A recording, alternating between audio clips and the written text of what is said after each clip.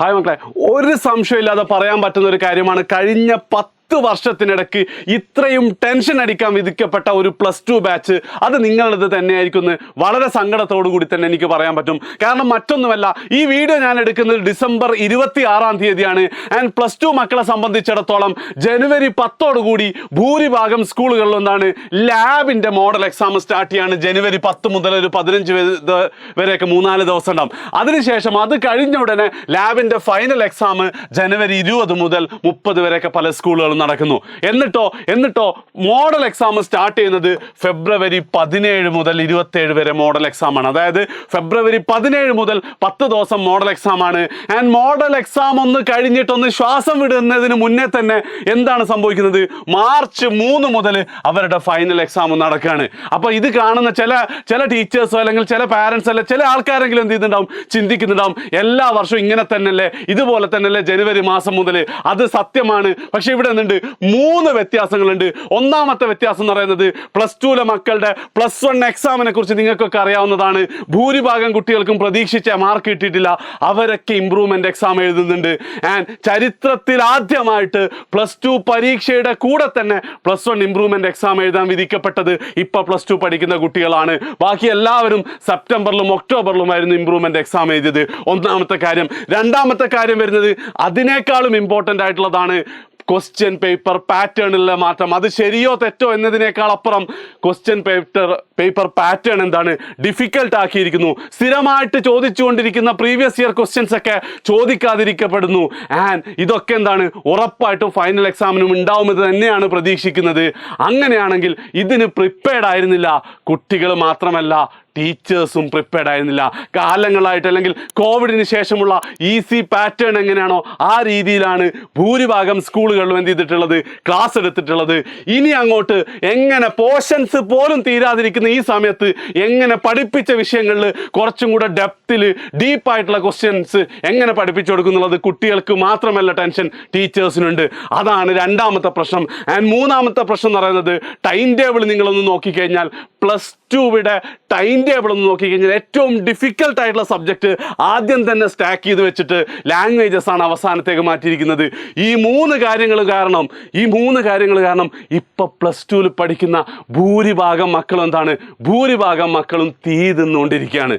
അല്ലേ, ചിരിക്കാൻ പോലും മറന്നുപോയിട്ടുണ്ട് ഒരുപാട് കുട്ടികൾ.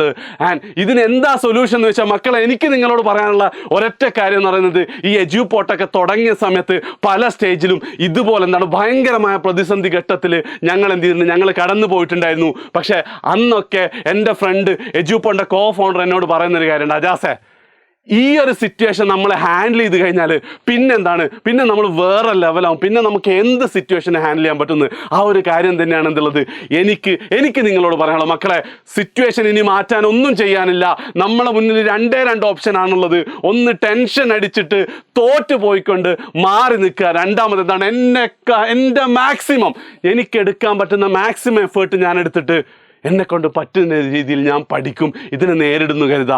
ആ രണ്ടാമത്തെ മൈൻഡ് സെറ്റാണ് നിങ്ങൾക്കുള്ളെങ്കിൽ മക്കളെ, നിങ്ങൾക്കറിയാം SSLC ആയിരുന്നു ലൈഫിൽ ഏറ്റവും വലിയ ചലഞ്ച് എന്ന് കരുതിയിരുന്ന നിങ്ങൾക്ക് +1 എത്തി 2 മാസം കഴിയുമ്പോൾ നിങ്ങൾ ആ ചലഞ്ച് മാറിയിട്ടില്ലേ? അതേപോലെ തന്നെ നിങ്ങളെക്കാൾ ഒരുപാട് ഓണം കൂടുതൽ ഉണ്ടാകുന്ന രീതിയിൽ ഞാൻ പറയാണ്, +2 അല്ല നിങ്ങളുടെ ഏറ്റവും വലിയ ചലഞ്ച്, ഇതിനേക്കാൾ വലിയ ചലഞ്ച് വരും. അതിലെന്ത് ചെയ്യാൻ പറ്റും, നിങ്ങൾക്ക് സധൈര്യം നേരിടാൻ പറ്റും.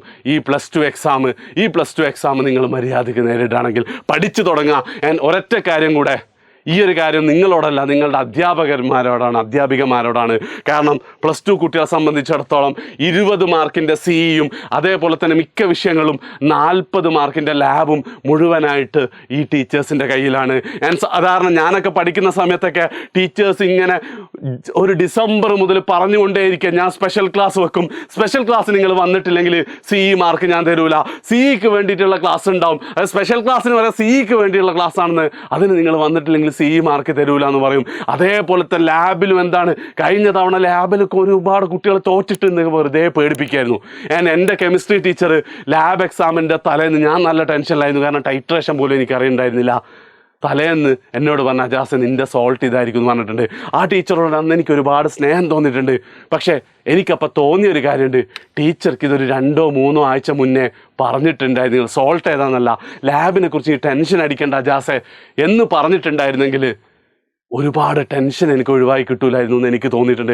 അത് തന്നെയാണ് ടീച്ചേഴ്സിനോട് പറയാനുള്ളത്. അതായത് നിങ്ങൾക്ക് വേണമെങ്കിൽ എന്ത് ചെയ്യാം, നിങ്ങൾ കൃത്യമായിട്ട് CE മാർക്കും ലാബൊക്കെ കൊടുക്കുന്ന ആൾക്കാരാണ്, ഇറ്റ്സ് ഓക്കെ. പക്ഷെ അങ്ങനെയല്ല, ഏറ്റവും അവസാനം കേരളത്തിലെ 90% സ്കൂളുകളും ചെയ്യുന്നത് പോലെ തന്നെ CE മാർക്കും ലാബിലും കിട്ടാവുന്ന പരമാവധി മാർക്ക് അല്ലെങ്കിൽ ഫുൾ മാർക്ക് തന്നെ നിങ്ങളെ കുട്ടികൾക്ക് നിങ്ങൾ കൊടുക്കുന്നുണ്ടെങ്കിൽ അത് ചെറിയൊരു രീതിയിലെങ്കിലും അവരോടൊന്ന് കമ്മ്യൂണിക്കേറ്റ് ചെയ്ത്, അല്ലെങ്കിൽ അറ്റ്ലീസ്റ്റ് അവരൊന്ന് പേടിപ്പിക്കാതിരിക്കുമെങ്കിലും നിങ്ങൾക്ക് ചെയ്താൽ ഒരുപാട് ആശ്വാസം കിട്ടും. കാരണം +2 ഞാൻ ഒരിക്കൽ കൂടെ പറയാണ്, കഴിഞ്ഞ 10-15 വർഷത്തിനിടയ്ക്ക് ഇത്രയും ടെൻഷൻ അടിക്കുന്ന, ഇത്രയും ഹെക്ടിക് ഷെഡ്യൂളുള്ള മറ്റൊരു ബാച്ചില്ല. അവരെ കുറച്ചെങ്കിലും സപ്പോർട്ട് ചെയ്യാൻ പറ്റുക നിങ്ങൾക്ക് മാത്രമാണ്. സോ എൻ്റെ മക്കളോട് പറയാനുള്ളത്, ഞാൻ പറഞ്ഞതൊക്കെ ശരിയാണെങ്കിൽ നിങ്ങൾ ഫോർവേഡ് ചെയ്യേണ്ട നിങ്ങളുടെ ടീച്ചർമാർക്കാണ്. പക്ഷേ എല്ലാവർക്കും ആ ധൈര്യം ഉണ്ടാവില്ല. പക്ഷേ മാക്സിമം നിങ്ങൾ ഫ്രണ്ട്സിന് നിങ്ങൾ ഫോർവേഡ് ചെയ്താൽ അതിൽ ധൈര്യമുള്ള ടീച്ചേഴ്സിനോട് നല്ല കമ്പനിയുള്ള ആരെങ്കിലുമൊക്കെ അവർക്കിത് ഷെയർ ചെയ്യും. ഒരു പക്ഷെ എന്താണ്, നിങ്ങളുടെ ലാബ്, പ്രാക്ടിക്കൽ, എന്നൊക്കെ പറഞ്ഞിട്ടുള്ള ഒരുപാട് ടെൻഷൻ അവർ ഒഴിവാക്കി തരും. ഒരിക്കൽ കൂടെ പറയാണ്, തോറ്റ് കൊടുക്കരുത്. നമ്മൾ എന്ത് ചെയ്യും, മാക്സിമം പോരാടും. അതിൻ്റെ കട്ട സപ്പോർട്ടായിട്ട് എജ്യൂപോർട്ട് നിങ്ങളെ കൂടെ ഉണ്ട്. ഒരൊറ്റ കാര്യം നിങ്ങൾ തീരുമാനിക്കുക, ബാക്കി എല്ലാ ഡിസ്ട്രാക്ഷൻസും മാറ്റി വെച്ചിട്ട് പഠിക്കാൻ നിങ്ങൾ തയ്യാറാവുകയാണെങ്കിൽ ഉറപ്പായിട്ട് ഇതൊക്കെ നമ്മൾ ഹാൻഡിൽ ചെയ്യുന്ന ചെയ്യും. ഇതും കടന്നു പോകും. വീഡിയോ ഇഷ്ടപ്പെട്ടിട്ട് നേരത്തെ പറഞ്ഞതുപോലെ തന്നെ നിങ്ങളുടെ ടീച്ചേഴ്സിനും നിങ്ങളുടെ ഫ്രണ്ട്സിനും ഷെയർ ചെയ്യാം. ബൈ.